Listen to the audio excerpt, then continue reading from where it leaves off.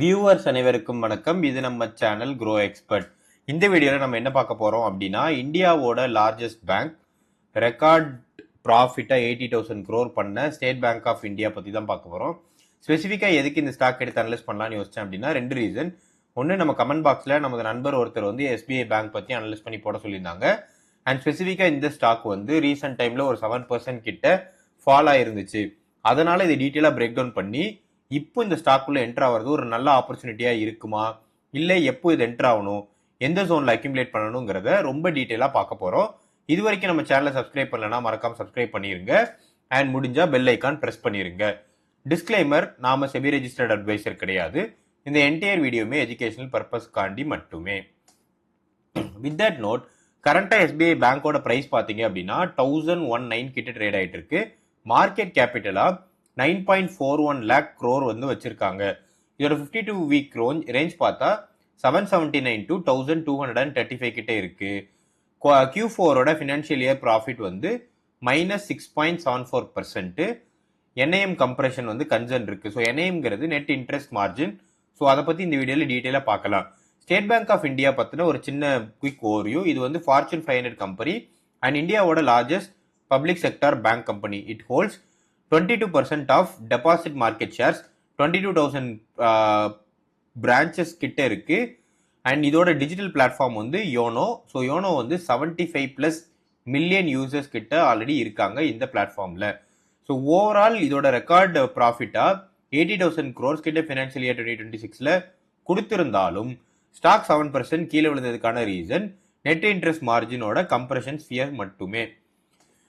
So stock வந்து கரண்டா BE வந்து 11.6 கிட்ட ட்ரேட் ஆயிட்டு இருக்கு. பிரைவேட் பேங்க்ஸோட இதோட லைக் எக்ஸாக்ட் காம்படிட்டருக்கு அகேன்ஸ்டா பாத்தீங்கன்னா அது 20ல ட்ரேட் ஆயிட்டு இருக்கும். ROE 15%, பிரைஸ் டு புக் வந்து 1.58. பியர்ஸை கம்பேர் பண்ணும்போது இதே லார்ஜ் கேப் பேங்கான HDFC, ICICI பேங்க் கம்பேர் பண்ணும்போது இது ரொம்பவே சீப்பரான வேல்யூவேஷன், அதாவது டிஸ்கவுண்ட்ல தான் ட்ரேட் ஆயிட்டு இருக்குன்னு ஓவரால் இந்த நம்பர்ஸ் வந்து இண்டிகேட் பண்ணுது. டிவிடெண்டா 1.7% கிட்ட தராங்க. டெப்ட் ஈக்விட்டி வந்து 11.44x. பட் இது வந்து ஒரு நார்மல் தான்.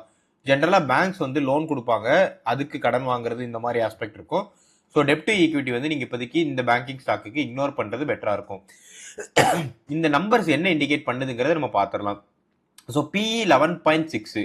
ஸோ ஜென்ரலா PSU பேங்க்ல வந்து பியர்ஸை கம்பேர் பண்ணும்போது மற்றவங்களுக்கு இருக்கிற ஒரே ஒரு ரிஸ்க் வந்து என்னன்னா பாலிசி ரிஸ்க் மட்டுமே.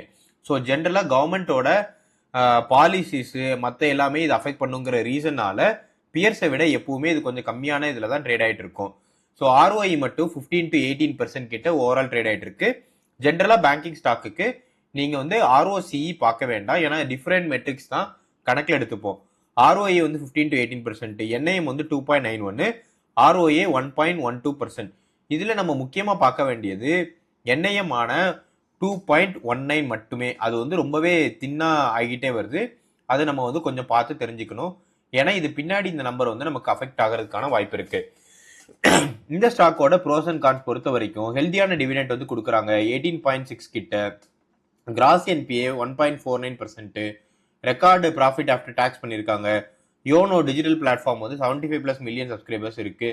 சீப்பஸ்ட் PE இந்த லார்ஜ் கேப் செக்டார் ஃபண்ட்ல இருக்கு. பட் ஆன் த கான்சைல நீங்க பாத்தீங்கன்னா அதர் இன்கமா 1.97 lakh crore கிட்ட சொல்லியிருக்காங்க. இது குவாலிட்டி பாயிண்ட் ஆஃப் வியூல எப்படி இம்பாக்ட் ஆகுங்கிறத நம்ம ஒரு கன்சர்னா வச்சுக்கணும். Capitalising interest cost risk, contingent லைபிலிட்டியா 27.4 lakh crore வந்து எடுத்து வச்சிருக்காங்க. அதாவது ஒரு பேட் டெப்ட், கடனை யாராவது திருப்பி கொடுக்காம போயிட்டாங்க, இல்ல ஏதோ ஒரு இஷ்யூனால லோன்ஸ் வந்து ரீபே ஆகல, இந்த மாதிரி சுச்சுவேஷன்ல யூஸ் பண்றதுக்கு ஒரு கண்டிஜென்சி லைபிலிட்டி எடுத்து வச்சிருக்காங்க. இது ஒரு பெரிய வேல்யூ, 27.4 லட்சம் கோடி. NIM வந்து ஃபினான்ஷியல் இயர் 2026ல 2.91 ஆயிடுச்சு. இதுக்கு பேக்கா இருக்கிறது வந்து கவர்மெண்டோட பாலிசி தான். ஓவரால் ஃபினான்ஷியல் நம்பர்ஸ் நான் எடுத்து பார்த்தேன், எல்லாமே பெட்டர் ஆஸ்பெக்ட்ஸ்ல தான் இருக்கு. நெட் ப்ராஃபிட் வந்து இயர் ஆன் இயர் இன்க்ரீஸ் ஆயிட்டு இருக்குன்னு தான் சொல்லணும். ஃபினான்ஷியல் இயர் 2020ல இருந்து 2026 வரைக்கும் கன்சிஸ்டண்டா நெட் ப்ராஃபிட் ஏத்திட்டே வராங்க. குவார்டர்லி நெட் ப்ராஃபிட் மார்ஜினுமே பெட்டரான நம்பர்ஸா தான் இருக்கு. ஸோ இவ்வளோ ப்ராஃபிட் வந்து பெட்டராக இருந்துமே ஸ்டாக் 7% விழுந்ததுக்கு ரீசன் ஆல்ரெடி சொல்லியிருந்தேன், நெட் இன்ட்ரெஸ்ட் மார்ஜினோட கம்ப்ரெஷன் தான். அது என்ன ரீசன் அப்படின்னா RBI வந்து ரேட் கட் வந்து ஸ்குவீஸ் பண்ணியிருந்தாங்க.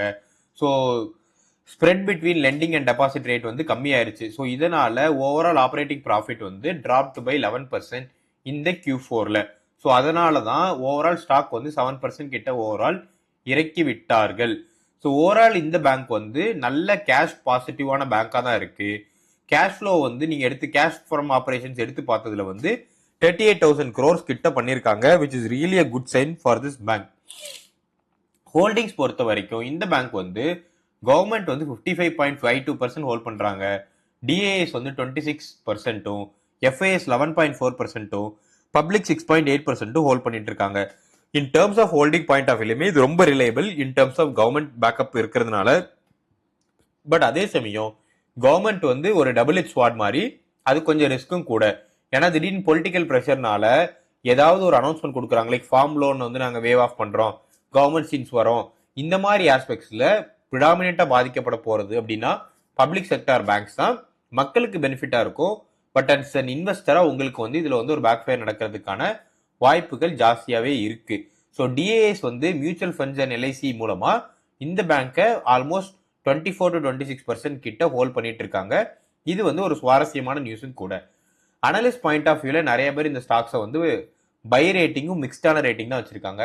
மோத்திலால் ஆஸ்வால்ட் வந்து பை ரேட்டிங் 950 to 1000க்குள்ள, investing.com வந்து 1199 வரைக்கும் இந்த ஸ்டாக் போறதுக்கான வாய்ப்பு இருக்குங்கிற மாதிரி சொல்லியிருக்காங்க. டிப் ரேங்க் 12 month ஆவரேஜ்ங்கிற அனலிஸ்ட் வந்து 1011 வரைக்கும் நீங்க பை ரேட்டிங் கொடுத்துருக்காங்க. ட்ரெண்ட் லைன் வந்து 1117 வரைக்கும் போறதுக்கான வாய்ப்பு வச்சிருக்காங்க. யூனிவெஸ்ட் கான்சியஸ்ங்கிற ஒரு கம்பெனி வந்து மிக்ஸ்டான ரேட்டிங் கொடுத்துட்டு 880 to 1050 வரைக்கும் ரேட்டிங் கொடுத்துருக்காங்க. ஸோ அனலிஸ்ட் வந்து ஸ்ட்ராங்கா வந்து பை ரேட்டிங் தான் கொடுத்துருக்காங்க இந்த கம்பெனிக்கு. பட் எந்த பிரைஸ்ல என்ட்ரு ஆகுங்கிறது ஒரு மேட்டராகவே இருக்கும். ஏன்னா டார்கெட்டர் நிறைய பேர் சொல்றது என்னன்னா 1300 இந்த பேங்க் போறதுக்கான வாய்ப்பு இருக்கு. பட் வேர்ஸ்ட் கேஸ்ல இந்த பேங்க் 580 போறதுக்கான வாய்ப்புகளும் ரொம்பவே ஜாஸ்தியா இருக்கு.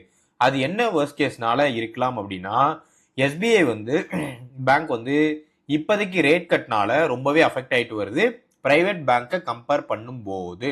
ஏன்னா கவர்மெண்ட் வந்து இப்போ நியூ கவர்மெண்ட் ஃபார்மேஷன்ஸ் இதெல்லாம் வரும்போது லோன் வேவர் பண்றதுக்கும் ப்ரையாரிட்டி லெண்டிங் கொடுக்கறதுக்கும் இந்த மாதிரியான ஆஸ்பெக்ட்ஸ் போறதுக்கான வாய்ப்பு இருக்கு. ஸோ அண்ட் இன்னொரு முக்கியமான ரீசன் என்ன, ப்ராஃபிட் க்ரோத் வந்து ஸ்லோ டவுன் ஆகிட்டே வருது. இப்போ இருக்கிற ஆஸ் ஆன் டேட் மந்த்துக்கு எடுத்து பார்த்ததுல ஜஸ்ட் 5% தான் இன் டேர்ம்ஸ் ஆஃப் ப்ராஃபிட் வந்து காட்டியிருக்காங்க. ஸோ என்ட்ரி ஜோனா என்ன கேட்டிங்கன்னா நான் சொல்றது வந்து 950 to 1150க்குள்ள நீங்க வந்து என்ட்ரு ஆயிட்டா பெட்டரா இருக்கும்.